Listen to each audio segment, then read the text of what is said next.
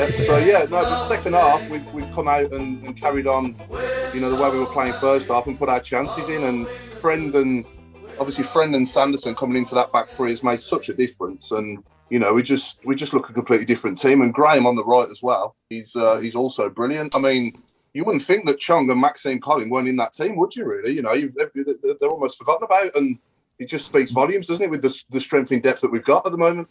It's a nice position to be in, isn't it? It is at the moment, yeah. And let's continue with that momentum and try and climb up the table. And obviously 14th is a good position when you think about where we've been in recent seasons. And let's keep that momentum going and see where we can finish up. Snatch your hand off for 14th right now. I know, I bet you would, mate. Yeah. It's a long way from when Curtis played for us, obviously, in this league. Obviously going back 10 years, but we keep making progress, and we're going in the right direction slowly, and it's going to take time, isn't it, to get to where we want to be. But I'd like to think that one day we will get there, and we've certainly got a good squad. We've got strength in depth. Like I say, McGree comes in for Chong and he's great, and then Graham comes in for Colin in recent games and he's been great. So yeah, there's no complaints from me at all at the moment. And like I say, let's just back it up now with a couple of home wins this week and see if we can really mean business, and see where it can take us. But never look past the next game, though, do you? Look at tomorrow night now, and hopefully we can beat Bristol City tomorrow night, and then on to Saturday. Yeah. I mean, special mention to George Friend. I think he's been excellent. Yeah, we said it last week as well. I mean, it's just been, even when he hasn't been playing, it's just been his experience, the way he's conducted himself. He's just been top class. Yeah. So, Yeah. So how are you, Curtis, anyway, mate? You all right? I'm all right, yeah, other than sweating over getting the Wi-Fi sorted, I'm all right in general. Just cracking on, still keep going as long as I can, and enjoying football. Yeah, that's the main thing really at this age, try and play as many games as you can and enjoy it as much as you can. And I'm certainly doing that at the moment, especially in front of goal. I'm back in my Blues form, to be fair. I know. So I was prolific at Blues. I think it's finally come back after 10 years. So it's not the position I'd want to be, being the top scorer. But I'll take it. And I guess you've got fond memories of your days with us as well, yeah, from like going back 10, 12 years, or 10, 11 years now, isn't it, since you signed? And I said the contrast from me signing, elated to sign, because I'd been obviously at the other team. I won't say the names on here because I might get thrown out of the conversation. I was at the other side of the village, shall we say, and I'd been frozen out. I'd had an injury, and then a lot of it became political over payments to West Brom and my contract and blah blah blah. And I'd just been left to rot. And then obviously I had my loan at Leicester. And it saved my career, to be honest, because after, such high expectation of myself at the club as well, and then got my shoulder injury, was kind of left on the side to rot. I'd not played for a year. Sven Goran Eriksson was the manager, called me up and kind of said, come and play for me. I just want you to express yourself and enjoy yourself. For me, that was a breath of fresh air. Went there, and then obviously after my loan was done in the December, I'd actually, a day before I went to Blues, I'd signed the papers to go on loan back to Leicester. And then my agent actually called me saying, like, the others have pulled the plug. And I was like, what? Going mad? And they said, no, because Blues have come in for permanent. And I was like, okay, thinking, it's Premier League. I knew Scotty Dan had just got injured, ripped his hamstring, hadn't he? So I saw it as, I'm going there to play. So I was elated, staying in the Premier League. And then, unfortunately, it didn't work that way. I came in, Cleese was playing the players that are already there. And I said, the worst thing that could have happened to me, listen, the club winning the cup was massive. But the worst thing that happened to me was, because the club won the cup, as we started to struggle mentally, he, in my opinion anyway, he always tried to get back to that cup winning team as much as possible. So if we were struggling, it's like, I'll get that back to that team. That gave us a great moment, and they'll get us out of the trouble. And that wasn't the right thing to do. So that first 6 months was tough. I remember just going back, in terms of one thing that kind of stands out is going to Liverpool away. And, I'm looking around in the dressing room. There's no one fit. There's no one fit in my position. And I've got Stevie Carr, the captain, turning around saying to me, be ready all week. So, it's Liverpool. You're always going to be up for the Liverpool game. Going to Anfield, of course, it's a big chance for me. We go to the hotel, and I've looked around. I've realised that Martin Jurnić travelled. I was like, well, okay. I just assumed, he'd been out for 6 weeks with a broken toe or injured toe or something. I just thought, he's maybe just travelled, for keep the team together, keep the morale, and get him back in the group. So then I didn't think anything of it. Like I say, Skipper's told me I'm pretty much playing. Yeah, get there, get to the hotel, blah, blah, have the pre-match. And then in the morning, it's like, team's turned over, this is the team. I just stared at it, honestly, I just didn't look anywhere else other than just playing, because even when it flicked to the next screen, I was just flabbergasted that he'd now put someone in ahead of me that hasn't trained for 6 weeks. So that's how much he thought of me, to be honest. And then, and then from there, my head was gone, basically. And that game, obviously, we ended up losing 5-0. And again, I'm not saying that I would have made us win the game or anything like that, but I think in general, when you put someone that has been out for that long into the team, they're going to be at 6s and 7s, and they make everyone else kind of on edge. And that's what happens. You could see the natural reaction is, when you've been injured and been out for a while, you try too hard. Yeah. And I think that's what happened. And we ended up obviously losing 5-0, which inadvertently, last game of the season, we could have got away with the 1-1 and held on for the draw, but we needed to go and score. And then, therefore, because we were going down on goals scored, me and Roger end up going up front. And then we lose the game 2-1 and we go down. And that seems a bit of a big picture to paint. But, if we lose that Liverpool game 2-0, I think we stay up. Yeah. And it's a different picture. And that's just because I always hold on to things that really have annoyed me in football. And I don't mind if someone's not having me, that's fine. But when you sign someone in the January and then, I was thrown in for the West Brom game. I was poor, but hadn't played for ages. And it was basically a second 11. I was thrown in for the Bolton game, similar, a second 11. And you're always like chasing your tail, trying to get a big performance. And then my big performance finally came against Spurs in the last day of the season. I think in my own opinion, I was very good. But it was almost like at that point, I was almost like 2 fingers up, like this is for me. Do you know what I mean? As much as it's I'm hoping to keep the club up, this is for me. And if anything, my mind was thinking, even if we stay up, I'm out of here. And then obviously, I think I can say this on here anyway, but we had the debrief the next day after that. And then the manager pulled me and kind of said, the way you played yesterday, brilliant. That's what we got you in for, blah, blah, blah. He goes, we're going to need that next season in the Championship. And I just turned around and looked at him. I said, like, you needed me this year. You needed it this year. Yeah. And that was my opinion right then. And my head was gone, and I didn't care how he took it, because my mind, I was going. I didn't want to play for him. Didn't mind him as a guy. Like, got on with him as a person. Yeah. I just mean, but just in terms of just misled, kind of in terms of my reasons for going there. So that was tough to take. And then obviously he went to the other side, and then Chris Hughton came in, and it was a fresh outlook. A whole new fresh team, obviously about 12 players left, which was going to be difficult, but the replacements we got in, a lot of experience, some young quality that have come through the club, but also a couple of other players have come into the club.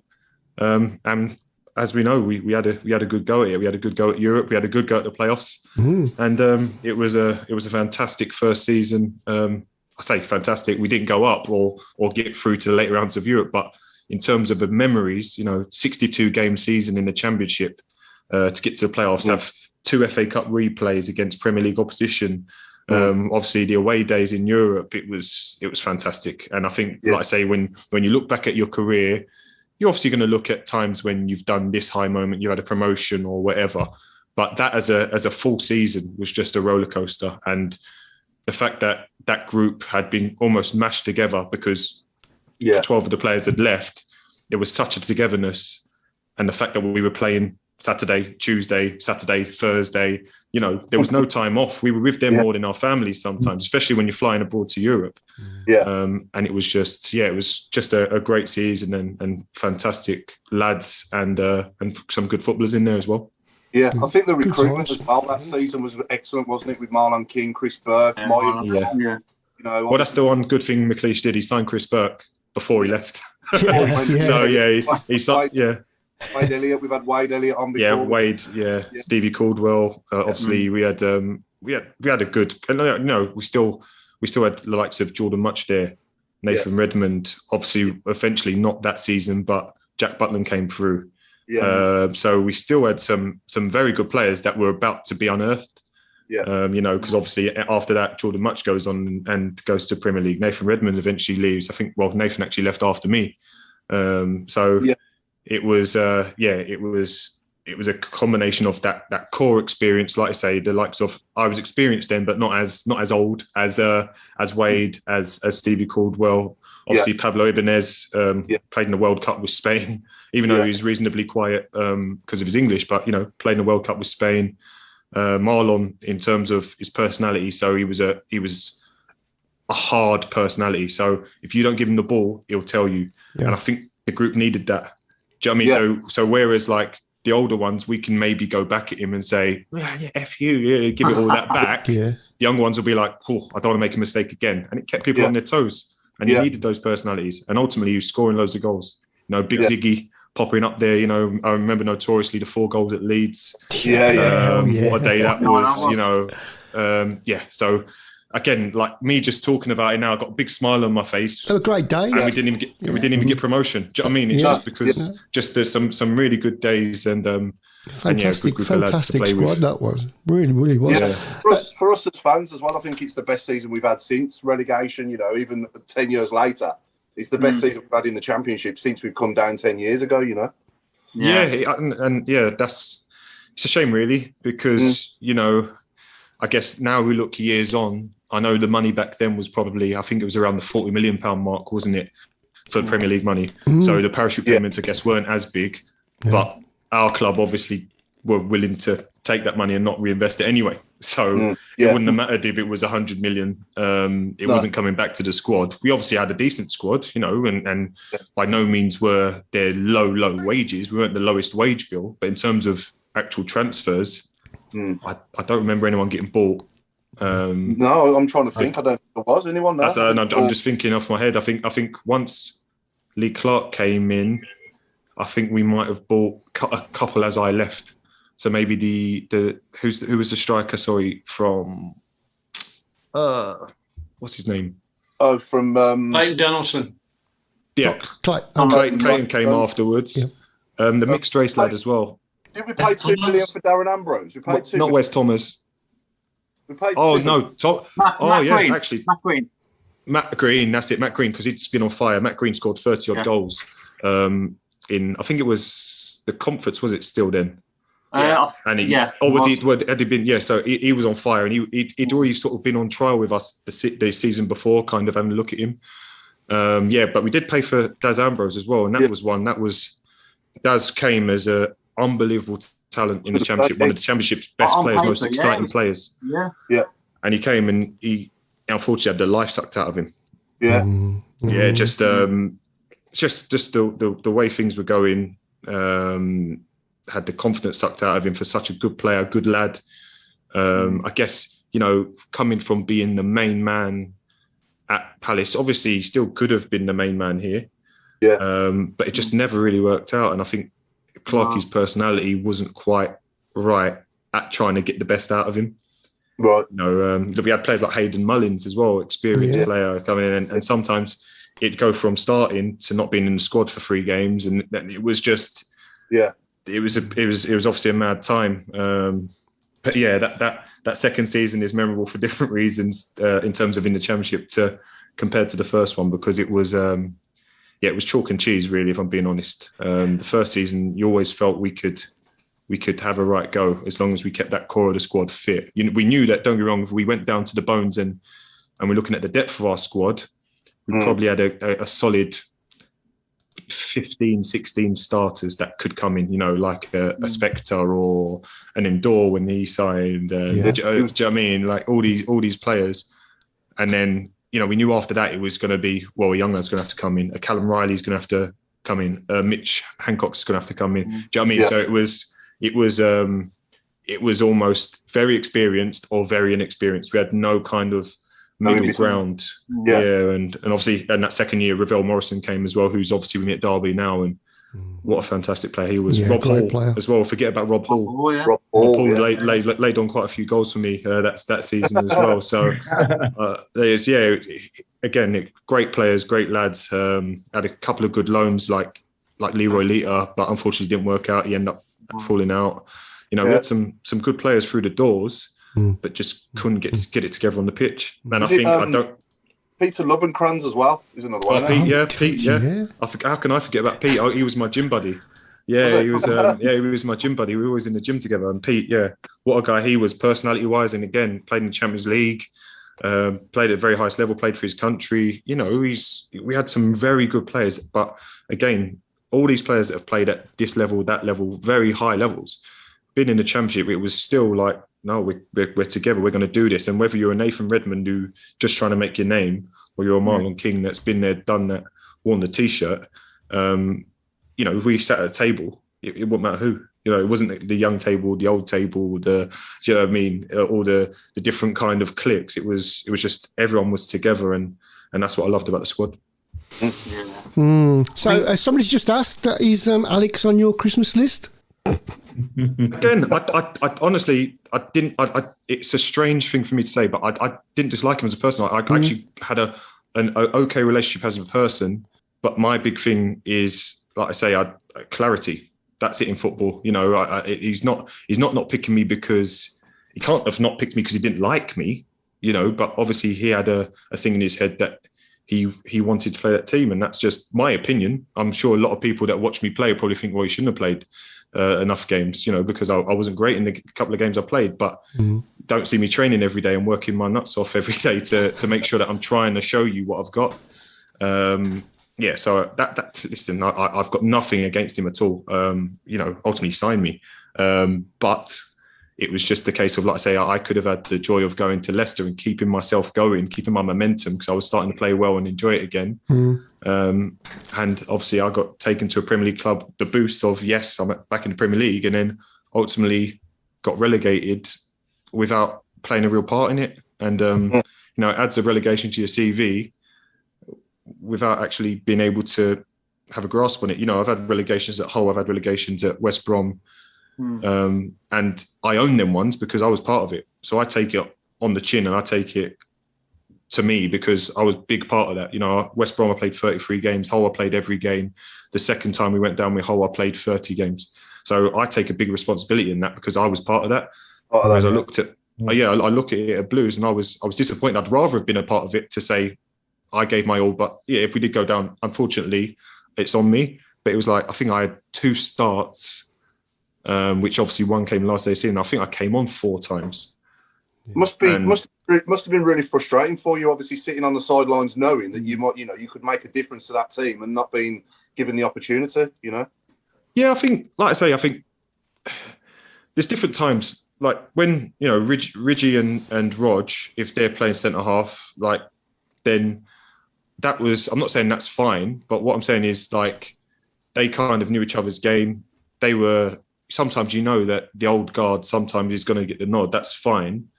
But it's the case of when someone was injured, that's the big thing that kind of, threw me, and that's the thing that made me lose my head. So I was frustrated on the sideline at first, but it wasn't a case of because I should be in instead of him. It's never been the case. It's just my own frustration. I've been signed here to play and I'm not playing. But then once I was left out for an injured player, basically, that's when I thought, I'm done. And that sent me almost backwards because, having, like I said, had a year out from losing my head of being just left on the side while I'm fit, and then signing for Blues, thinking, here we go again, I'm starting all over again. It then was, hang on. Now I'm actually just sitting on the bench with some, actually on the bench rather than in the stands this time. I looked at our bench and when I talk about that the gaffer wanted to get back to the team that won the cup. You know, I'm sitting on the bench, I'm looking around. Obafemi Martins, David Bentley, Alexander Hleb, Ziggy, Kev Phillips, you know, Dave Murphy or Parno, whichever one was on the bench that day. And I'm like, with all due respect, how can Bent's not getting this team? How can David Bentley not getting this team? Alexander Hleb, I understand he's a different type of player, but you know, if we're losing a game, what kind of player do you want to come on and change the game? Surely a Hleb that he plays in the hole and is able to make that key pass. And you got Kev Phillips. I know he couldn't possibly have played all the games if you say, oh, his body maybe couldn't do it, but you know, he's a natural finisher. He's the most natural finisher I've played with. I played him with obviously at 2 clubs. So yeah, it was bizarre. You know, Obafemi Martins, I know he played the cup, but even sometimes, you know, he's on the bench in the league because we wanted to go for a bit more direct style and a bit more, we'll turn them and we'll do it from there. But you think, Obafemi Martins, like this guy is a Pro Evolution legend. You know? but like he's it just made me laugh with Oba. That's just a quick thing. I had to laugh at Oba because obviously people always laugh and say about his age and stuff like that. And I turned around to him and say, Oba does one day, how old are you? And he goes, oh yeah, I'm like 29 or whatever he was. So basically he was only like a year older than me at the time, whatever he said. And I laughed. I went, no way, mate. I used to play with you and Babangida up front on ISS Pro Evolution 1. So just used to wind him up and you used to laugh. But yeah, like it was just, for me sitting there, you know, when you sit on the sidelines, especially you take it all in, to think that those players couldn't get a game when we're struggling. Crazy. It was crazy. Have you been converted to FIFA now, Curtis, rather than Pro? Do you know what? I got taken away from the game when I had my first daughter. She's 13 next week. So as soon as I was like doing, I know I've got a picture on my phone where I used to play Gears of War, I think it was called. With my brother and some friends online when it first started online. I've got a picture of me with my daughter on my shoulder playing the game. And I was thinking, I can't do this anymore. And I just, in the end, your evenings just get taken over by washing bottles, doing this, doing that. And then eventually you lost it. Yeah. I've just come off Mario Party Superstars on the Switch with my missus and Hitler. Do you know what? My missus bought me a Switch because she said, that's a good one because I can go and play it on my own when I'm on away trips. She don't want me playing at home though. So, on the subject of kids, we've got a question from a 10-year-old, Lisa Fields' young lad. He says he's a striker and he wants to know what position did you play and what age did you play football? I think when you first started. Yeah. So, as always, everyone, I was a striker. As always. So. From a kid, nobody grows up wanting to be, you know, as much as there's been some great centre-halves in time, nobody grows up wanting to be a centre-half. You know, in my year, I was watching Romario, Bebeto, Ronaldo, Eric Cantona was my hero. I grew up a Man U fan. You know, Andy Cole, Dwight York. So you always wanted to be a striker. You want to be the magic man. And everyone does, that's what I was. Yeah, and that's what I was as a kid. You know, as a kid particularly, I was not necessarily that much bigger than everyone else, but I was a little bit bigger than the rest, and I was lightning quick. So when it came to Sunday League, I'd score 50 goals a season just from playing behind. I'd outrun them, and I'd just smash it high because the keepers are small. So it just used to be, I had an ability to smash it high knowing that they won't be able to save it. So that was my thing. And then I think what happened is I played district football, I played county football. So district I played anywhere they wanted me to, but a lot of times centre mid. And county, I actually started as a right wing back, but then played up front and then played defence. So I played everywhere, but it was once, I think I was 14 and my Sunday League team, we had a big centre half at 14 that was like 6'2" and beard and everything. So he was the early mature one and he broke his leg. And I was kind of like the next biggest as such, but I was a good footballer. I could play anywhere. So I was asked, could you play centre half for the rest of the season? Just to, you know, Adrian's not going to be back, blah, blah. So I went there and I was with my best mate that went to my school and everything. And ended up becoming the Twin Towers. We just dominated games and started to enjoy it. Obviously, still like playing up front when I went to district and county and stuff like that. But yeah, it became my position. And then eventually when I started going on trials to different levels, you know, be it to county, I started playing that position more so than actually saying I'm a forward. And then, and then eventually I was scouted as a defender. And that's kind of where I got stuck in the end. If I'd been scouted as a striker, prolific striker, I'd have been all right. But I went to Wimbledon as a kid, 15 years old. My PE teacher had a link with them, but also the guy that scouted me, Martin Hedder, he'd seen me play for my county. So it was kind of, I got sent because of, basically I got sent rather than the other lads because of my attitude. So in terms of at school, there were probably about 3 or 4 of us on the same level, but my teacher knew he could trust me. So because he knew he could trust me, I wasn't going to get in a fight. I wasn't going to be rude. I was going to be P's and Q's and all that. He knew he could trust me, and that's what got me more than the other lads. So, you know, sliding doors moments that I was given an opportunity because I was a nicer lad or a better kid at school. And then I went on trial. I got a year's contract just before you go to scholar. And unfortunately for me, I had 4 months of that was growing pains in my hips, you know, where you maturity and all that. And unfortunately, you know, the writing was on the wall, but I've always been proactive that I saw that I was going to get released because they had a lad down from Newcastle that had just been released from Newcastle.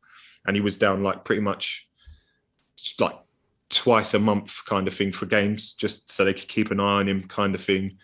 So I kind of saw the writing on the wall. They're going to sign this kid, but I just stayed there, got the best training I could, tried to get in front of as many other teams in terms of coaches from the neighbouring teams that we play against as much as I could. And then when I got released, I was ready mentally, and I wrote off a load of CVs to 30 odd clubs in the southeast, and then Luton came in, and that was it. And that's where I went. And again, I tried to kind of revert to I can play anywhere. Do you literally write a CV? I did. Because, is that what you do? Well, this is what I did. Back then, not every 15-year-old, 14-year-old had an agent. And I didn't have an agent until I was 20-odd anyway. Yeah. But it was a case of, I've always been taught you don't ask, you don't get. So I'm not a beggar, but if I don't ask, you don't get. And basically, it was at the time we just finished school. So at school, you'd just done your CV in terms of working CVs. Yeah, course, you'd just learned how to put it together. So I just implemented that structure into a football CV. So Brilliant. From there, I just wrote, I wrote, you know, teams played for, doesn't matter to them, but it's like Waltham Forest Youth, Grasshoppers, positions played, goals scored, height, weight, you know, and ultimately I said, whether it was the thing that made them actually read it because I'd sent a CV rather than saying, please, can you give me a trial? Then obviously they noticed it. And for me, the best thing that ever happened was obviously Luton came 2 days after I sent the letter and I went straight there and never looked back. You know, it's the best thing that ever happened to me because, you know, if I think to Wimbledon, if I'd got a scholar there, they end up turning him to MK Dons and moving a couple of years into it. So that might have been a difficult thing to then be at home, to then uproot and everything like that. So, it's the best thing that ever happened to me. And in your career today, Curtis, would you say the best player is that you played with so far? The best player, unfortunately for you lot, would be Ashley Young. Okay, yeah. No, Ashley Young, at my time, obviously at the other side, he was phenomenal. Yeah, he was unplayable at times, and I don't want to be waxing lyrical about a villain, but he was fantastic. Literally, and when you talk about the good players we had in our team in terms of Gabby was flying. Again, I shouldn't say that word on here either. But he was flying. Language. Yeah, That's Gareth even worse. Obviously.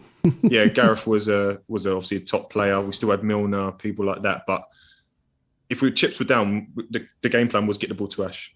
Yeah, and he'd make something happen. And that's how good he was. And what about at Blues? Who would you say at Blues was the best player you played with?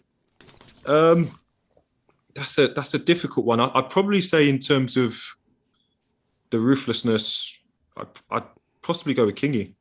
Yeah.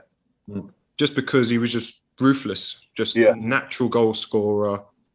Like I say, ruthless personality in terms of he'll tell you exactly what he thinks, which again, like I say, with our squad, probably, mixed it up a bit rather than everyone being nicey. But yeah, just a ruthless finisher. He goes through on goal. I'm ready turning back to the halfway line, thinking nobody's going to score. Yeah, that's kind of so. Yeah. But saying that, I will say, sorry, Chris Burke as well, because Berkey that first season, particularly more so, second season he was good as well, but first season unplayable. I think he got something like 9 goals and about 14 assists. So Berkey was unreal that season as well, which obviously helps Kingy get those goals. And what about against, Curtis? Who's the best player you've ever played against, would you say? Like, who's give you the... So, best I've ever played against would be Alexis Sanchez. And the Arsenal Alexis Sanchez, not the Man U one. Yeah. Oh, wow. Not his brother. So, yeah, when I speak about the best players I played against, it's the likes of Tevez, Aguero, Sanchez, the South Americans, obviously Rooney, fantastic as well, because he's got that same kind of bite. But it's the ones that they'll run with you, they'll jump with you, they'll fight with you, they'll chase you back. But then they'll do all of that, all the hard work and all the gritty bits of the game. But when they get the ball to their feet, they still got quality. And that's what Sanchez had. And, during his time at Arsenal, I think probably played whole 3, maybe 4 times. And I think he scored about 6 goals. Yeah, because you scored 2 in the FA Cup final for Hull, didn't you? I scored 1. I scored the second one. We put us 2-0 up. But he wasn't at Arsenal at that time. It was Giroud up front that day. But in general, he was just a player that, like I say, you can try everything with him, but he'll find another way. Yeah. I said I'm probably about 6 inches taller than him, but he'll still jump with you, and he's got a decent leap on him. So now and then he'll shock you and win a header. And when you've got someone that's willing to go every single inch of the game with you, and you're always constantly over your shoulder, where is he? It's a long afternoon, put it that way. Especially Arsenal back then, with all due respect, were top 4 team pushing all the way. Obviously we're winning every FA Cup kind of every year, but still top 4 team pushing all the time. Had likes of Ozil in the team, very excellent players in the team that you have to worry about all of them. So you can't even just focus on Sanchez, and that was the issue. If you can focus on one player, it's easy. But when you've got good players all throughout the team, it was a difficult few afternoons playing against him. Yeah, sure. We've got a brilliant comment coming in from Jason Hughes as well, one of our regular viewers. He just said, Curtis scored 2 goals v Watford in my lad's first ever Blues game in a 3-0 win against Watford in January 2012. Yeah. That was special because being an ex-Luton player, getting a brace against Watford was nice. But it was my dad's birthday as well that day. It was my dad's birthday, 21st of January. So it was my dad's birthday. So it was, it was a good day. Obviously, I got the first one. I remember, I think it was Keith Fahy whipped one in, and it was kind of an instinctive, like, stooping header, but it ended up being a bullet. Went in the top corner. I was like, oh, nice, that's a good header. Ran off to my dad celebrating.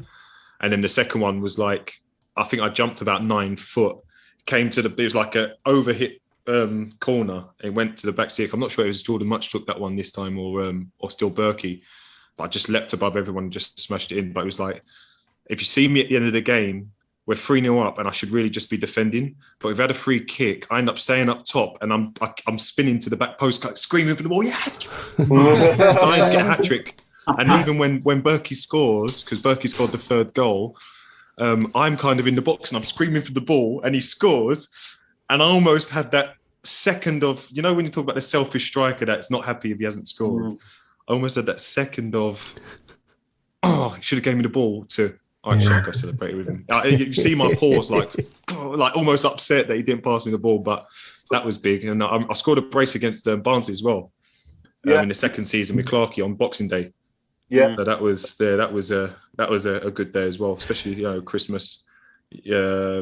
Family obviously came up to the game and stuff. Well, my missus was there and stuff like that. So it was a good game to get a couple. Kurtz, we'll just come back to you, Kurtz. I just want to move on a little bit. Craig, we've got some other special guests here with us. Maybe you can pick up on the story. Yeah, so we are obviously joined by Sharon, Dave, Ryan, and the family. And for all of our viewers, you'll remember that a few weeks ago now, we were sending goodwill messages to Dave after he had been unfortunately taken ill in the Tilton, and we stayed in touch with Sharon and Ryan via social media, got all the updates. We'd obviously got the video of the guests, etc., together, and really pleased indeed to have Dave joining us this evening. And it's a way really of us making sure that, Dave, you continue to get well. And I understand Sharon as well, and also from Ryan, that you wanted to pass on your thanks to not just the listeners, but the fans overall. And I think especially those people in the Tilton Road on that particular day. You know, I was there. I wasn't in that particular block. I was by the side. But to see the way the fans rallied, supported and helped was just absolutely fantastic. Yeah. So I guess, Sharon, I can hand over to yourself to see, if you wanted to say a few words, and Dave as well. Sharon, maybe you could pick up the story as well, Sharon, and tell us the full story, because a lot of people probably don't know. I don't actually know the full story. What you know? Dad was, because Dad doesn't remember, which is probably a good thing. But a good friend of his, he was at the, at the game starting. Yes, he was well into. Mm-hmm. Yeah. Was it? Knowing Granddad, he turned up late. And he actually hadn't had a beer, which was quite astonishing. There's something wrong there. Yeah. Well, we'd been to Duran Duran the night before, you see, in town. So I think he was probably me and my dad party, shall we say? Oh yeah. Dad always outdoes me, and we'd had quite a late night, so I think he was a little bit. Come back about 1 o'clock in the afternoon with his big coat on, a bit dishevelled. Dirty, stop it. And actually wasn't going to go the Blues that night. He felt that rough, but well, not rough, but he didn't quite feel himself.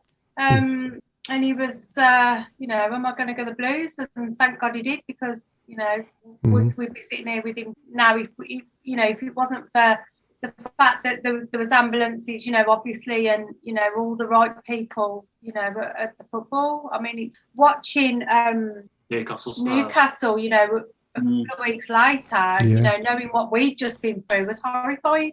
Dad actually come running in. Yeah. But Dad actually come running in going, oh, what happens then? What happens, And I'm sitting there feeling sick to my stomach, absolutely like, oh, my God, knowing what the guy's family's going to go through and are going through. And Dad's like, well, what happened? Because he doesn't remember anything. But, Martin Green was the guy sitting next to him, a good friend of ours. And he's my hero. He took him to, he was with him to the hospital. I was actually at work doing meds. So luckily I'd got my phone right next to me, and no one told me anything. They just said, he's had a bit of a funny turn. He's at, what's his date of birth, etc. And I'm just like, it just doesn't hit you at all. No. I've got to say, on that particular day, there's an awful lot of should we say, negative messages that we see and hear about in terms of the stewarding and the way people are there to support. But on that particular day, I'll never forget, they were just brilliant. They were absolutely superb. Well, fantastic. And all credit to, from myself, I said it before, but all credit to every single one of them that was there and supporting on that particular day. And I know, Ryan, from your Twitter feeds and information, you were saying exactly the same thing, was that those people in and around just helped massively. And massive kudos to everyone at the club. And I will say I've also said that to people at the club to say how well they did, and it was just fantastic to have such a positive outcome to everything that happened that particular day. We have got some fantastic supporters, really have. Yeah. Oh yeah. I heard that, you know, the way they parted, you know, and moved out the way and everything was phenomenal. And I've just heard positive from everybody that was there. And, you know, poor Ryan, you know, he hears and he doesn't even know it's his granddad, you know. And getting messages through during, I couldn't go to the game because I was ill. That had COVID jab a couple of days before, so I wasn't at the game. And you sort of seeing the messages pop through saying, "Oh, what's happening in Block 9?" I don't know why. For some reason, I thought it was in Block 2, even though it's shut. So it didn't even cross my mind. And then obviously, sort of messages are popping through. And then Brett called me with about 15 minutes to go. And I just looked at my phone and went, "Blues are playing, what are you calling me for?" Threw my phone down. Then the text messages started coming through. Oh, no. Yeah. Crikey. Just a strange, well, I suppose a bit of a strange evening though. Mm. I mean, obviously we're still kind of half piecing together what happened on the night. I think my auntie kind of got the full story, but we kind of avoided sort of asking too many questions about what happened on the night, and just can't say thank you enough to, I mean, obviously you mentioned Martin, mentioned the stewards, the ambulance, and obviously all the fans around. Because the doctor from the Blues, from what I know, travelled in the ambulance with my dad till he got to the hospital, which above and beyond, well, I mean, I don't know if that's regulation or, you know, above and beyond. I mean, fantastic. Absolutely. Poor dad, he's completely like, you know, he doesn't remember a thing, and it's so like. And how is your dad now? Up on the Saturday, from an induced coma in hospital on Wednesday, Thursday, Friday, or Saturday. Don't exist to me, but I get the feedback from the children and from friends that were at the game that mentioned not names, but certain people reacted quicker than others, which could have helped save my life, really, in the Tilton supporters. Fantastic. Yeah, and that's the first time I've got in there. It was absolutely amazing sight. I was at the other end of the ground, and I saw all these people walking around the ground. I thought some silly protest about the stand not being open or something. There was an exact amount of seats that were empty, and I thought it can't be that. And then people started to understand what was going on, and it was an absolute amazing sight to see all these people leaving their seats and getting out the way, and then people attending you, and it was remarkable, absolutely remarkable. You know, you think the worst. Oh, what are these silly idiots doing, running around? But they were saving your life. You know, they're getting out the way so people could get to you. It's fantastic. Yeah, from what I've heard, it was like a parting of the waves. Yeah, that's what I heard. Yeah. It's just incredible. I mean, we will do the rounds at some point, you know, and go take chocolates and, you know, whatever else, you know, at some point, just to whoever, you know. But like I said, we're still piecing it together at the moment. And also, Craig, a lot of former players and so forth got together and put a video together for us, didn't they? They did. Yeah. And do you know what that said? What they've done that for? Because we enjoy doing it. Sorry, he's going to kill me later. But no, because he doesn't comprehend it. He just can't. Sorry, that. No. And I understand that the club got in touch as well, and you'd had good wishes from the club as well, which I think is fantastic. I mean, we always say it, and Curtis will remember from his time there as well, but we are a family club at the end of the day. And everybody is there for each other. Yeah, we've had so much. Well, Dad's had, you know, he's had a signed shirt. Someone got in touch then with Ryan and framed the shirt. Someone's got in touch and said, you know, want to have a VIP dinner in the Jasper Carrot box, and you know, an experience for that, and we're waiting on, which Dad doesn't know about the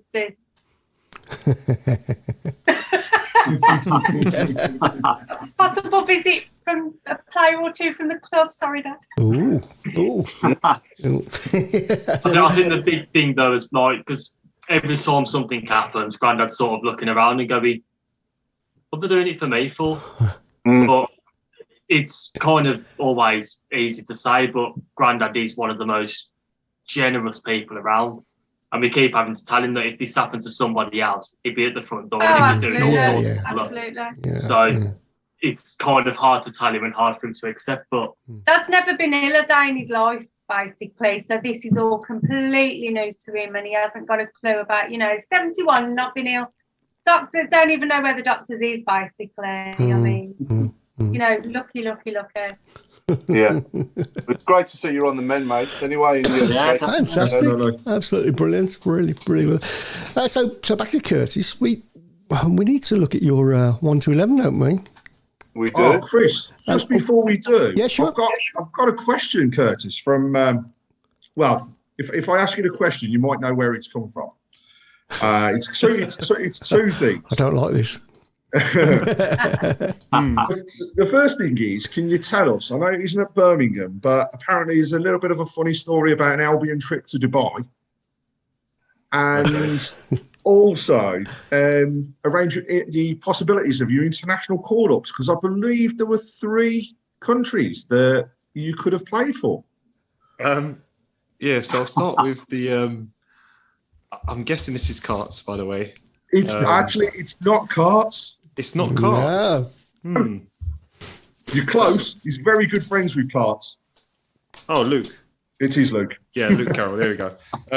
So the Dubai trip, that was just that was the beginning of the end for our season, to be honest. At West Brom, we'd obviously been in and around the relegation, and then we had the Dubai trip planned because it was a free week because of I don't think it's international. I think it might have been we were at the FA Cup or something like that. So a bit of team bonding was booked. We were going to go to Dubai on the Sunday morning or Saturday night, wherever it was, or Sunday morning, sorry. But we played Fulham. So we played Fulham in London. First of all, we played the game. We lost 6-1. I think they had 7 shots and scored 6. Never great for a defender. But, and then from there, after that, we didn't win a game. We did that. So that was kind of curtailed our season as such. But in terms of this trip, I wasn't 21 yet. So it was just before I was turning 21. So I don't want to get banned from Dubai or anything. But in England, you get away with it. You just like, nah, he looks old enough, he'll be fine. But in Dubai, you had to show ID everywhere.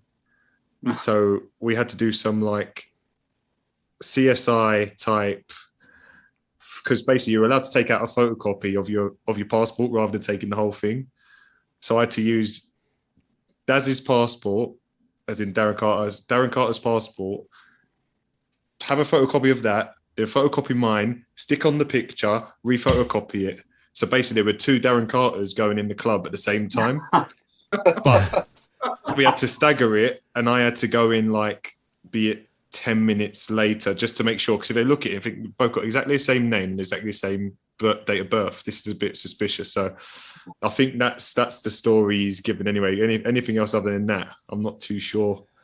Other than Robbo, other than Robbo being in the pool for 12 hours a day and drinking everyone under the table, I don't think there was much else. Craig, is that the full story, Craig? to be honest, all I was given was Albion trip to Dubai, so this is even more. Right, okay. Yeah, there was. I think there was a fire extinguisher let off as well in the hotel, which cost someone a lot of money. Probably someone that's been on this podcast was involved in that as well, so that might be giving it away as well. You never know. Mark, you've been quiet. Have you got any questions for Kurt?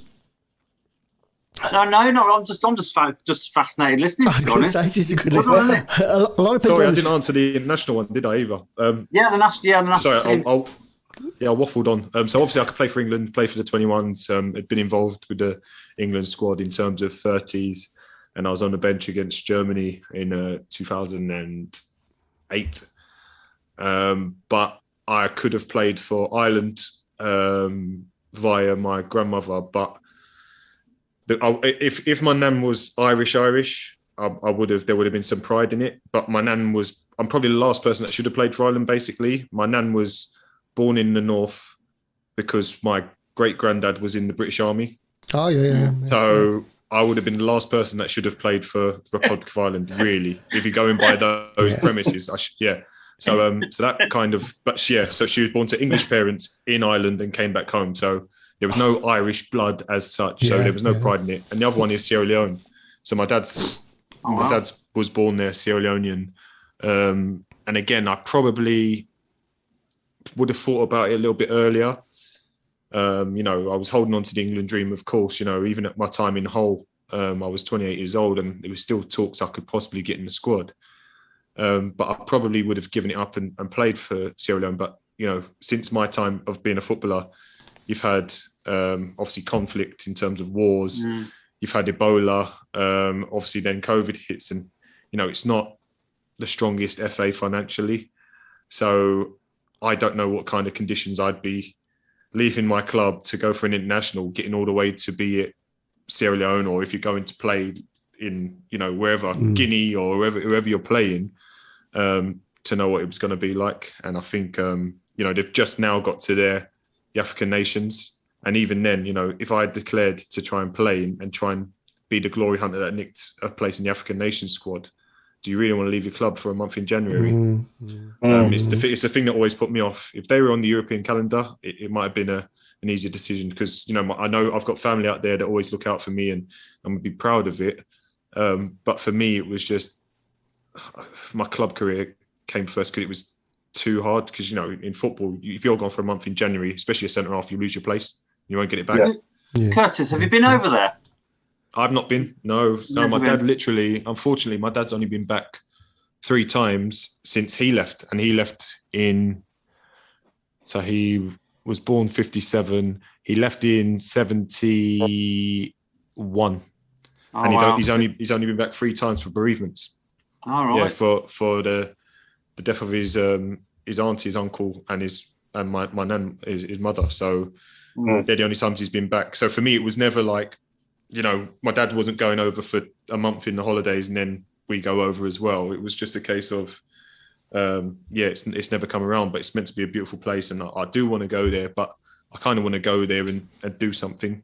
I don't just want to turn up and be like, oh, yeah, it's nice, whatever. I want to try and do something, be it with football, be it with charity, whatever it's going to be. I'd like to go over there and do something and have a purpose of going there.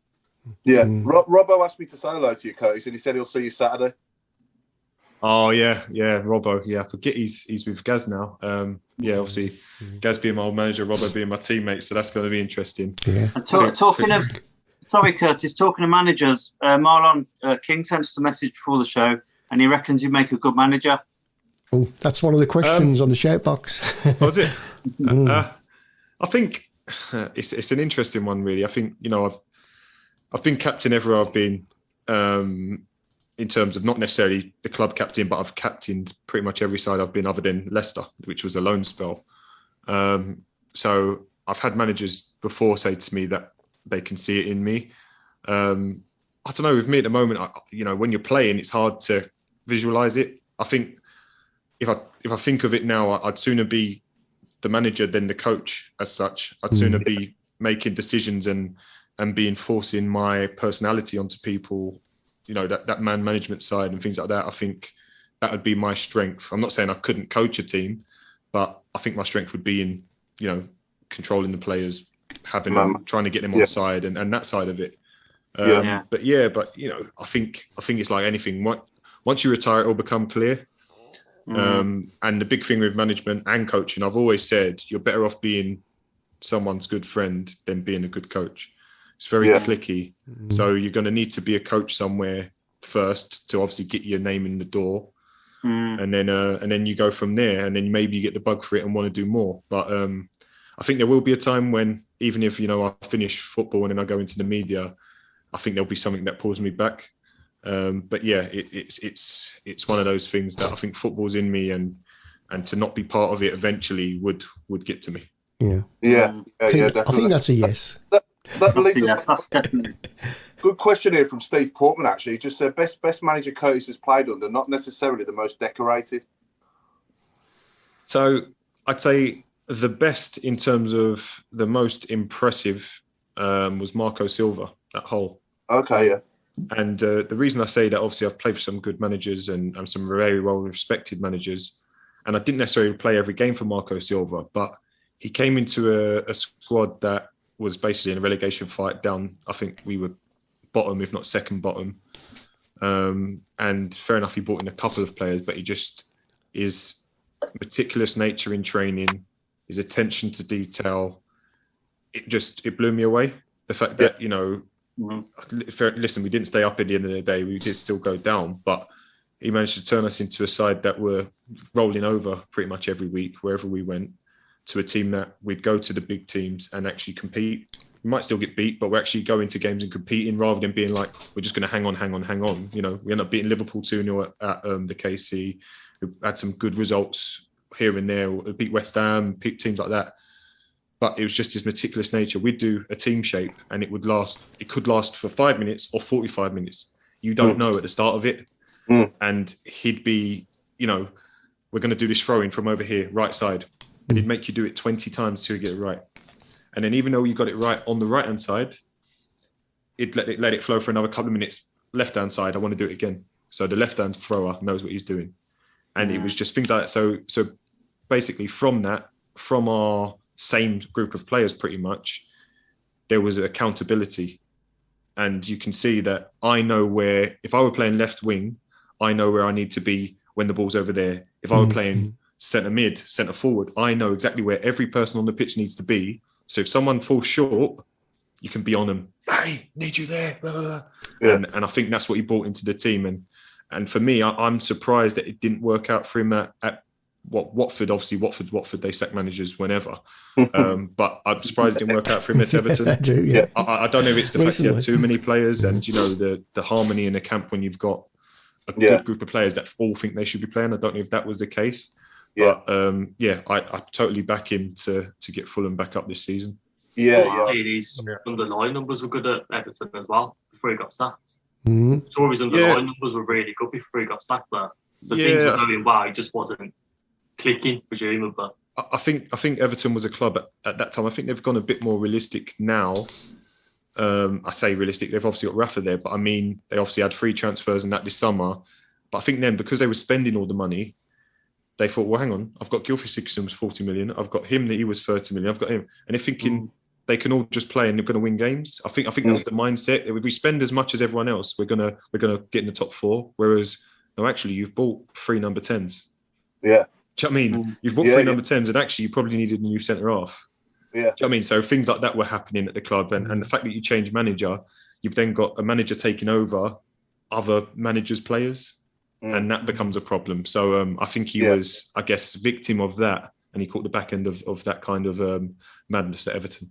Going back, sorry, Paul. I've always wanted to know, you know, going back to after we just won the Carling Cup, and going back, you know, people talk about a cup hangover and all this lot. Do you reckon that was true, Curtis, for Blues? I wouldn't say that. I don't think the lads thought they'd cracked it by any means. I couldn't say, you know, I was turning up in training and lads are like thinking, giving it chip on their shoulder. That wasn't the case. Obviously, lads would have enjoyed their weekend and probably milked it for a couple of weeks. But still, we knew we had a job to do. We knew that we had to get ourselves out of the situation. But like I said, the hangover of anything was in the manager's head. And just the fact that, you know, if something was going wrong, he'd always try and revert as much as he could to that team. But ultimately, you know, we weren't good enough in the end, regardless of whether it was attitude, whether it was ability. We didn't show enough to stay up. You know, there wasn't a fleeting time where you thought, well, we've got these 2-3 wins, we should be all right, and then we've dropped off again.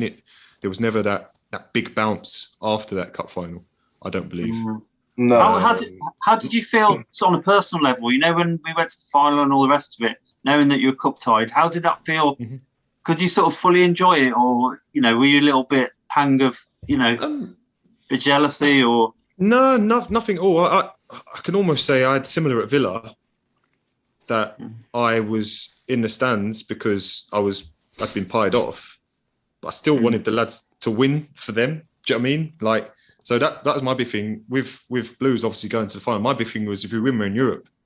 Yeah, we can have a European tour. Yeah. Do you know what I mean? Like, so that was my big thing. Yeah. So I'm on the pitch celebrating like with Oba, but I know I'm not getting. As soon as the trophy came out, I was out the way. I don't want to be that guy with full kit on, trying to get in the front of the pictures.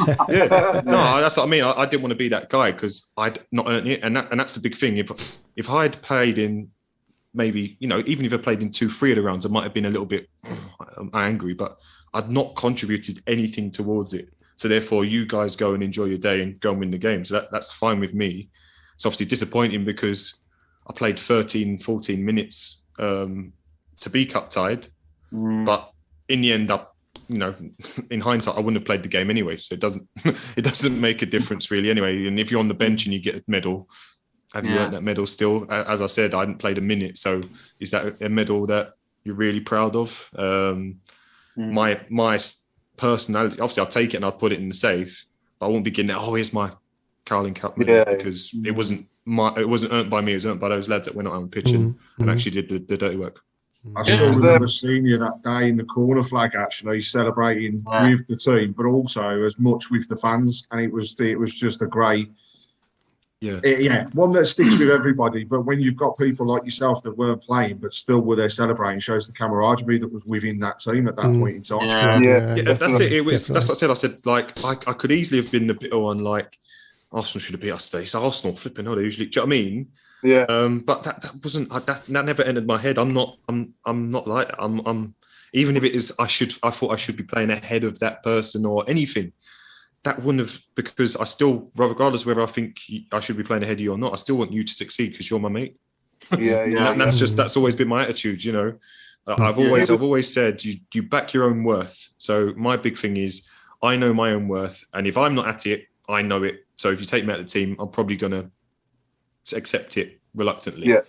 But I know at the same time, if I'm not in the team, but they're doing nothing wrong, even though I think I can offer more than them, if they're doing nothing wrong, there's no reason for them to come out of the team. So that's always been kind of the way I am. And like I say, that Carling Cup situation was just watch the lads, actually watching it as a fan for the first time in ages, watching a game as a fan and just being able to enjoy it. And obviously, how could you not be excited by the way it ended? I mean, do you know what I mean? How could I be sat there all numb like they're actually going to win this? And that's why I was obviously running after Oba, and obviously after the game it was just it was mad. It was brilliant. I don't care. I've said this a few times on here now, and I don't care. I'm going to say it again. So Curtis, you was there with us to witness the only West Midlands club to win a major trophy in high definition. Yeah.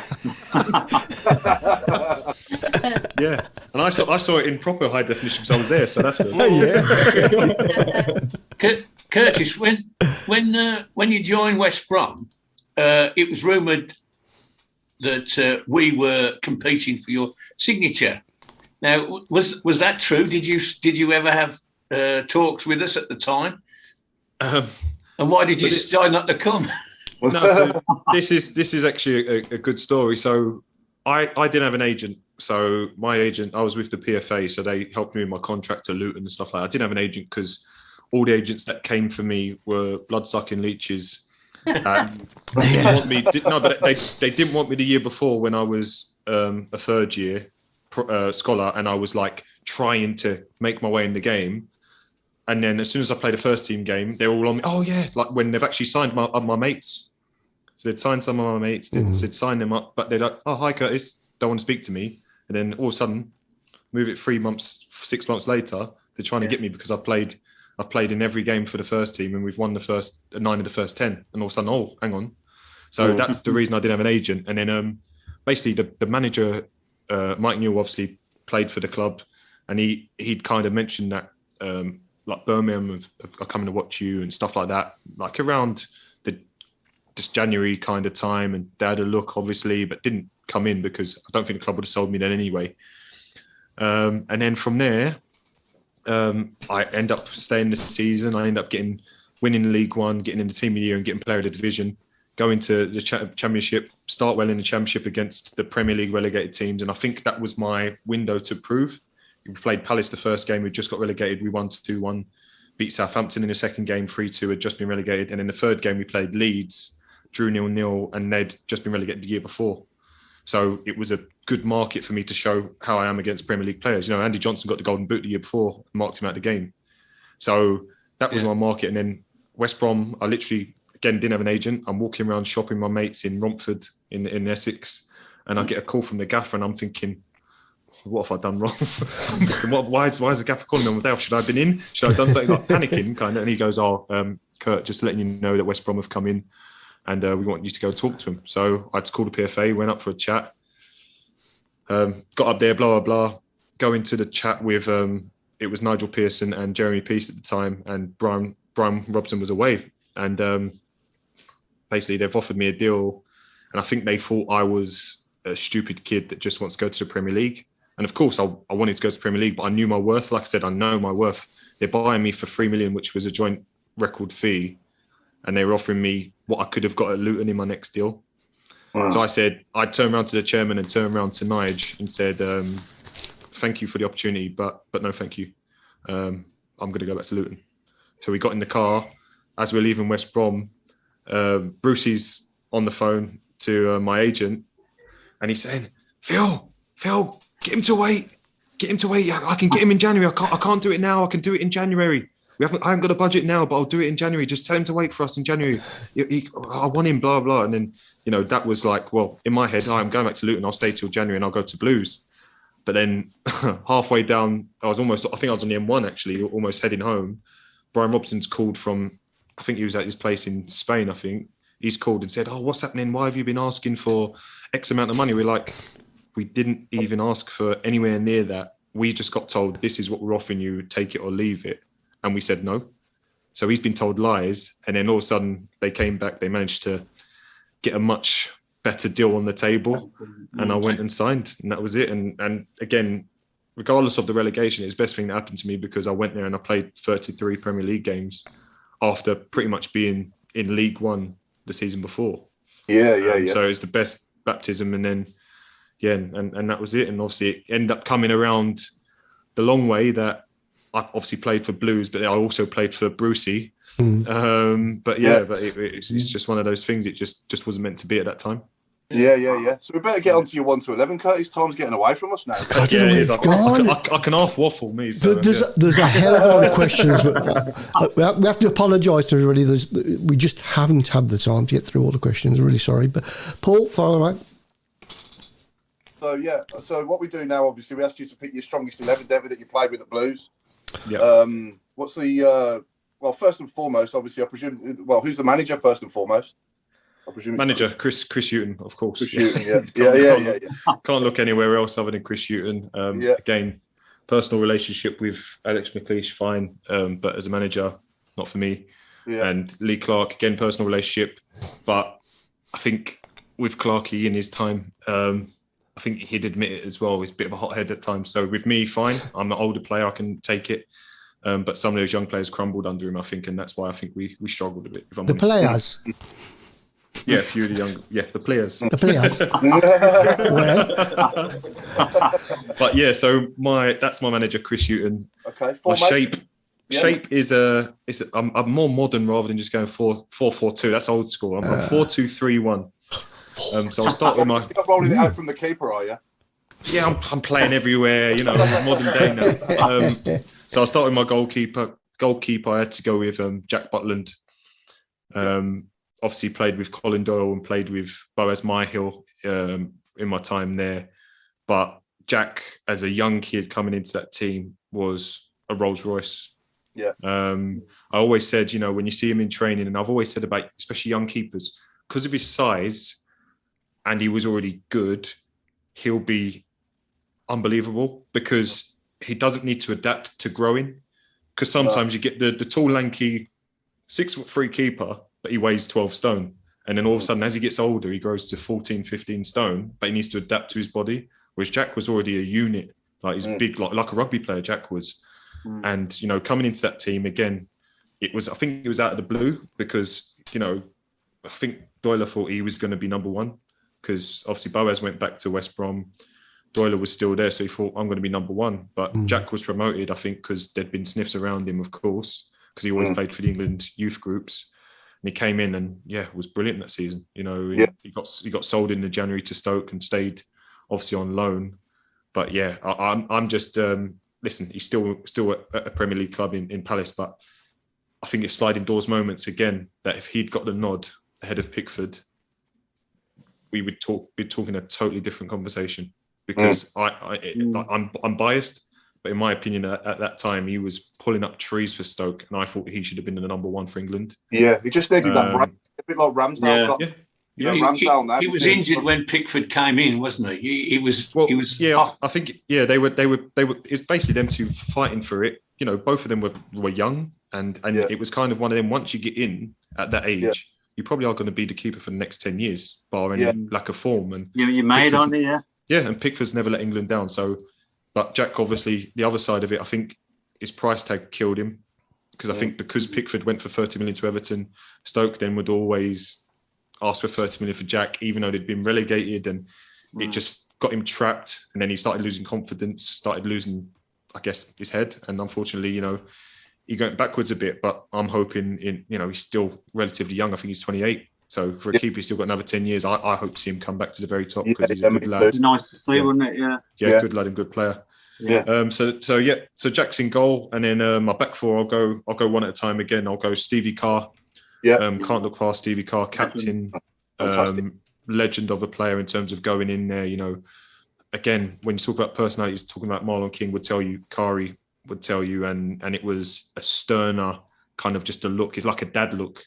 You know, when your dad tells you off, rather than actually shouting and hollering at you, like you just go, "You give me the ball," and he just stare down at you, and you're like, just that look. Okay.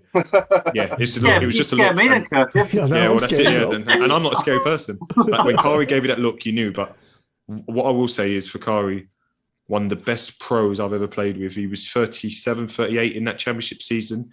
He was on the bike every day, sweating out. Like if the session wasn't hard enough for him, he'd go on the bike, sweating out like literally for about 40 minutes up to an hour. His conditioning, his body, unbelievable, ripped, could get up and down that pitch as much as anyone could. So for me, he had to be in there. And again, when you get to know him and you get through the scary side of him, what a guy, what a top man as well. And someone to look up to. Well, even me as an older player, I know I was 28, but could look up to him and see, wow, this is what it takes to get to the top. Best right back I've ever seen in my time at the Blues. Yeah, he's been fantastic. Definitely. And then I'll go two centre halves. I wasn't going to include myself because I think that's self-indulgent, but I've gone for Stevie Caldwell and Robbo, obviously Paul Robertson. Relationship with Stevie Caldwell that first season, hit the ground running. I think the partnership complemented each other nicely. Stevie was a fantastic footballer.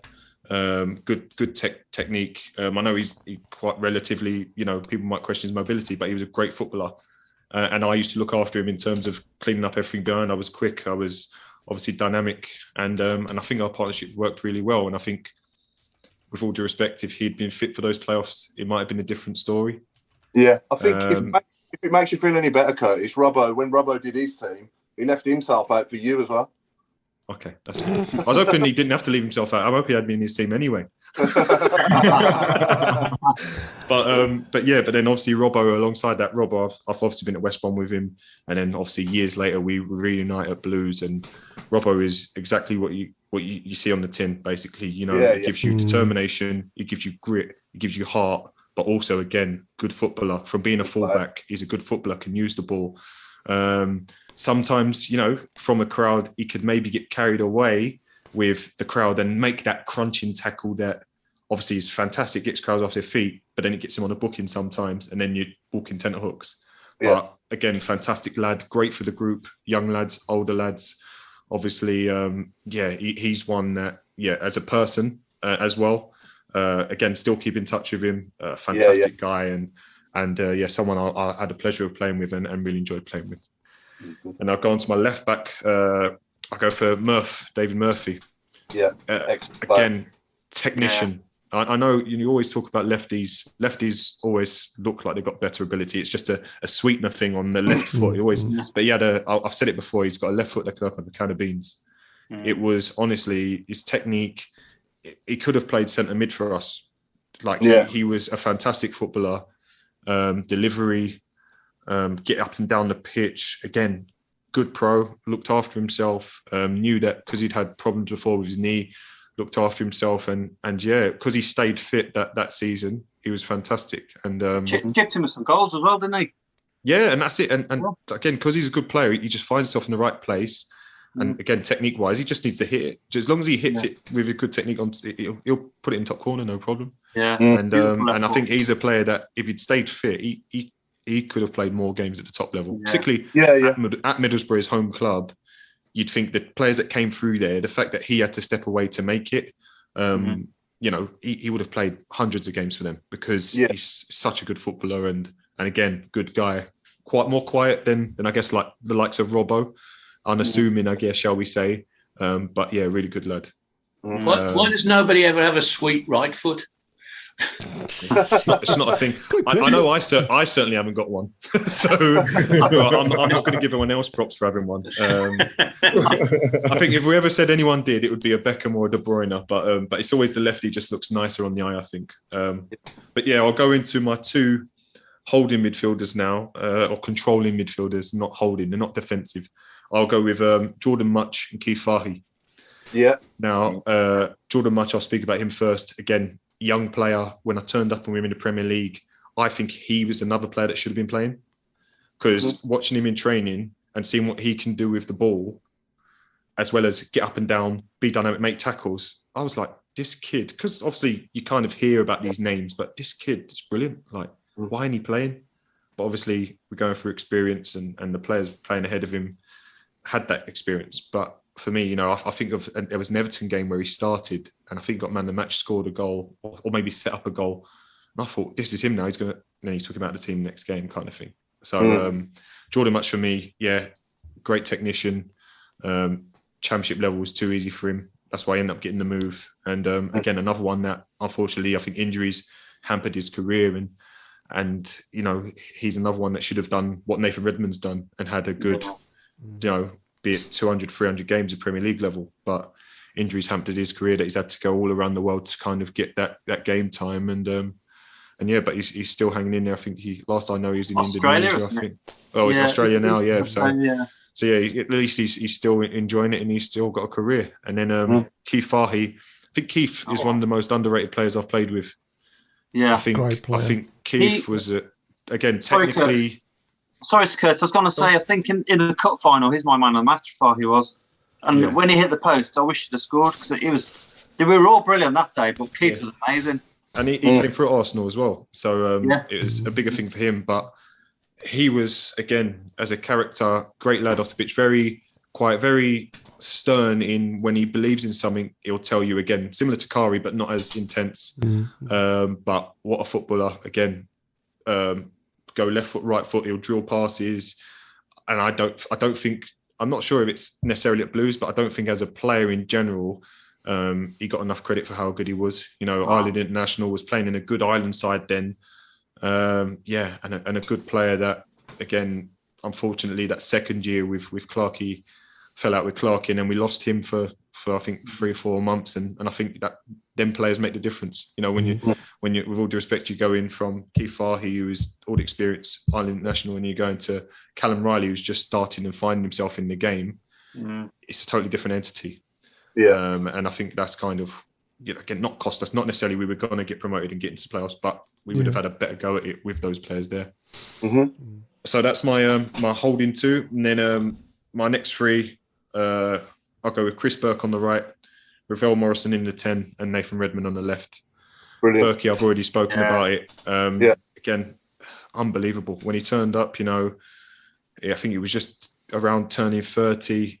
People thought, oh, good signing, steady signing, but people were so impressed with him. He obviously got player of the season in the first year, players player and supporters player of the season. He was fantastic. Like just him on as well. We've had him on as well. Well, everything he did turned to gold that year, and similar in the way that I spoke about Ashley Young earlier. If we got the ball to Berkey, with how quick he was, with his delivery, when you've got the ball to him, Marlon and probably Ziggy as well, sometimes, you know, would be there as well. Get the ball in the box, and his delivery, they're getting onto it. You know, and even, you know, he had the one where all season he'd chop in and cut in on his left. I think he scored more with his left that season probably than his right. Yeah, I remember it. He just had the chop in, similar to Glenn Johnson used to do it, cut in, whip in, top corner. And it was almost automatic, but people still didn't pick up on it. But Berkey was fantastic for the club and a great player. Yeah, Reece James, he's doing it nowadays as well, isn't he? For Chelsea. Yeah. Well, he's obviously scored 2 great goals the other day. And then I go with Ravel, and that's not because he's at Derby now, but Rav is what I will say is the most technically gifted player I've ever played with. Yeah, he's gifted. He can see things, do things that I might not see on a video.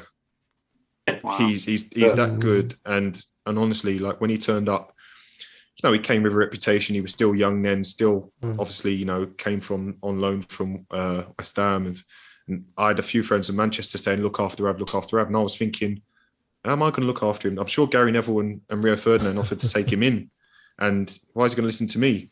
But I tell you what, he turned up, and I was thinking, didn't know what to expect. He was the most polite, nice kid you'll ever meet in terms of round the place with the people, with staff, P's and Q's. Oh, thank you, please, everything. No, not a bad bone in him. Obviously, just had issues when he's with his friends in Manchester. But technician as a player, could do anything with the ball. The only thing that let him down was, now and then he'd have a little blip off the pitch, which was causing problems on the pitch. I think if he didn't have those, we would have seen an unbelievable full season, because he was in the team. He was in the team, but because something would happen, he'd end up missing 2 or 3 games. He'd come back in, and then all of a sudden he misses one game, and it was always a stop-start. But a fantastic player. I think I remember the Palace game, if you remember that. I think we won 4-0. Yeah. And I think he ran the show that day. Nathan Redmond was brilliant as well. Yeah. But Rav run the show. So that's kind of sticks in my head. And obviously I'm with him now, and the ability is still there. Obviously he's older now, so maybe his potential and his promise, you're not looking at him as, he's going to go where to this height, but he's still got the unbelievable brain, and what a fantastic player. And then Nathan Redmond, the biggest thing I can speak about Nathan Redmond is the National game at St Andrews. That's all I need. That's all I need to say. I turned up, and the kid he was a kid. I don't even think when I turned up, he wasn't even a scholar yet, but he was on school release. So he was training with the first team. So he's training with 23 sometimes, but training with the first team and involved with the first team. And then he was only 15, 16 at school. And then he obviously the next season he's pushed up with us because everyone left. And obviously it's a big ask, local lad, come through the club, and obviously the expectation that was on him because of who he played, and he took to it like a duck to water. Is like I say, it's one thing going into a championship game and turning it on against a team that maybe has just been promoted from League One. That's all easy to do. But that second leg where we won 3-0, it was the Nathan Redmond show. He literally, I've watched the show reel back a couple of times, and things he was doing, like taking the piss out of people, as well as like doing good things like beating someone, crossing it. He was like megging people, going back, beating them again, and then starting, and it was just honestly. So that's the one great memory that I can talk about. But in general, what a fantastic player, and what a career he's having. I'm still disappointed that he hasn't had more of an England presence. I think if he'd been at a bigger club, in my opinion, would have got more recognition, because Nathan's ability is fantastic, and his character and his mentality. But he's having a good career. He's at Southampton. I'm conscious we've only got a couple of minutes left, Kurt. No problem. I'll jump in. And then man up top, Kingy. King. Already spoken enough about him in terms of his voice. Did you get a headache with Wade Elliott, Curtis? Because there's a few people shouting for Wade Elliott as well. Did you have any problems like leaving him out? It was, I look at a sheet and it's me trying to put together, because Wade was fantastic again, but it's just that, like I say, it's kind of the first names that come to my head. I'm thinking of it, and there was no one that wasn't enough to kind of knock me away. Do you know what I mean? Of those players. And listen, Wade was fantastic. And again, in that time for the club, the rebuild, character-wise, experienced player, had a promotion. He was brilliant for the club. Have we got Yeah, have we got time very quickly, Chris, to do the who? We'll do it quickly, and if we don't get it done, and if people can go onto the Facebook page, probably give us an answer that way, couldn't they? Yeah. So what we do now, Curtis, we're going to play a clip. We're going to play a clip of a player that's played in the same squads as you. I'm always conscious saying played with you, just in case he hasn't. But I know he was in the squad at the same time as you. And if you think you know who it is, just tell us basically the first letter of his surname, and we'll see if our viewers can get it. So basically, he's speaking now. Just tell us the first letter of his surname if you think you know who it is. Here we go. Told me I was good, and everyone was talking about me and stuff, about it, how good I was, and so that's when I started taking it serious. And then, obviously, you fast forward a couple of years, you started playing for, was it Margate? That's your lot. And it's not Wayne Rooney. So sorry, played with me at Blues. Yeah. Yeah. or was in the squads at Blues, shall I say? Told me I was good, and everyone was talking about me and stuff, about it, how good I was, and so that's when I started taking it serious. And then, obviously, you fast forward a couple of years, you started playing for, was it Margate? That's your lot. Is that two different voices? Yeah, there is. It's the first voice I'm after. Oh, okay, because that's what threw me. I was like, the like rustly voice. The first voice. So go on, Chris. Once more. Okay, here we go. Very last Told me I time. was good, and everyone was talking about me and stuff, about it, how good I was, and so that's when I started taking it serious. And then, obviously, I can only think of it being a London accent. Yeah. So I can only think of it being Kingy. No, it's not Kinga. Nah. Well, never mind. Any idea? Anybody got an idea there? No one's got an idea. Nobody. No. Anyone on the shout box? No. I was going to say Bentley, but I can't imagine his voice sounds like that. No, he's yeah. Dave's like this. Dave talks like this, geezer. All right. Oh, Jason Hughes has got it. Has he? Oh my God. That's impressive. Oh my life. He's got to get a prize for that, Chris, surely. How could he get that from that? How do you get that? Unbelievable. There's only one other player, but he wouldn't have played enough, I wouldn't have thought, to feature. Unbelievable. Unbelievable. What? His surname begins with an L. That's the only one I... It does, yeah. Yeah. Is it? Yeah, well done. Can I say it? Yeah, go on. Is it Leroy Lita? It is, yeah. It is, yeah. Well done. See, the only reason I thought is because I was speaking of Cockneys, and the accent sounds like, in my opinion, a black person's voice. Yeah. So I was thinking, if it's not Kingy, the only I'm thinking of London lads, and it was only Leroy that was obviously there, and I spoke about him briefly. Play with him, Nick. Anyway, everybody, Leroy. it's time to go. We've run over again. Yeah. So it's thank you to Alan Watton, Craig Courtney, Mark Adams, our special guests, Sharon. I'm going to try and remember. Dave, Brett, and Ryan. Yes. You've been taking your time. Paul Kiss and the wonderful Curtis Davies. Thank you all very much, and we'll see you all next week. Thanks for having me. Thanks for your time, mate. Cheers, Curtis. Yeah, great. No problem at all. Thanks for having me on.